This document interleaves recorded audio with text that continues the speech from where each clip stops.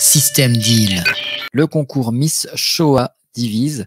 C'est pas Miss Ananas, c'est Miss Shoah. C'est pas. Donc là, on voit le drapeau de la plus grande démocratie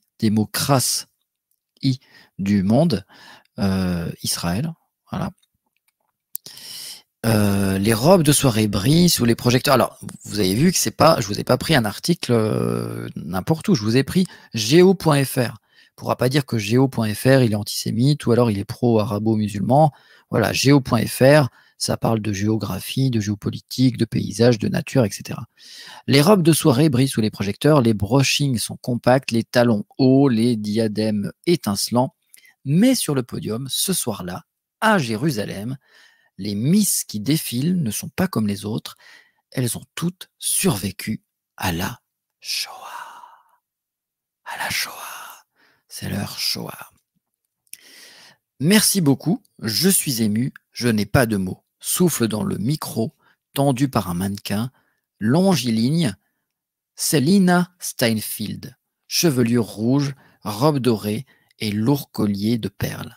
Cette rescapée du génocide juif née en 1935 en Roumanie a été couronnée mardi soir Miss Shoah 2021 face à 9 autres concurrentes.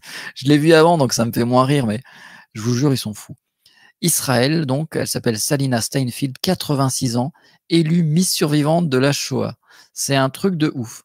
Donc, pourquoi pas faire la même chose avec Miss Génocide Machette au Rwanda.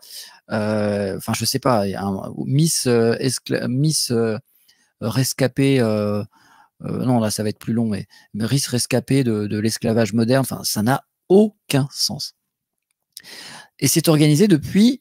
On n'en avait pas entendu parler depuis, mais c'est organisé depuis 2012 par l'association caritative israélienne. Alors ça, c'est drôle, c'est une association caritative. Hein. Yad Ezer la Haver, une main tendue à un ami en hébreu. Ce concours de beauté, alors c'est un concours de beauté. Bon, c'est vrai, elles sont plus toutes jeunes, quoi. Mais est-ce qu'on peut dire concours de beauté quand les personnes, elles ont plus de 80 balais? D'ailleurs, les nanas, on le prenait pas mal, mais une fille au début, ça te rend fou tellement c'est beau. D'ailleurs, on dit une fille c'est beau, on dit pas une fille c'est belle. Et genre, tu pourrais tuer et tout, tellement elle est belle, elle t'hypnotise. Et après, dès qu'elle vient, dès qu'elle est un peu vieille, du coup, tu pourrais tuer pour plus la voir. Organisé depuis 2012, donc je vous l'ai dit, un peu de. Donc, le but du concours, c'est pour donner aux rescapés. Alors, lisez bien et sortez. J'ai oublié de mettre la musique triste. Ce concours de beauté inédit veut donner aux rescapés de la Shoah un peu de l'enfance que l'on a volée. C'est vrai que quand on est enfant, on fait des concours de Miss. Régulièrement. Tu fais quoi aujourd'hui? Tu joues au billes? Non, non, je fais un concours de Miss. Ah, d'accord. Mais t'es un garçon? Ouais, mais c'est fini ça. Il n'y a plus de genre. Explique Shimon Salbag, fondateur de l'organisation. C'est très important. On les habille, on les maquille, on prend soin d'elles, on les met au centre.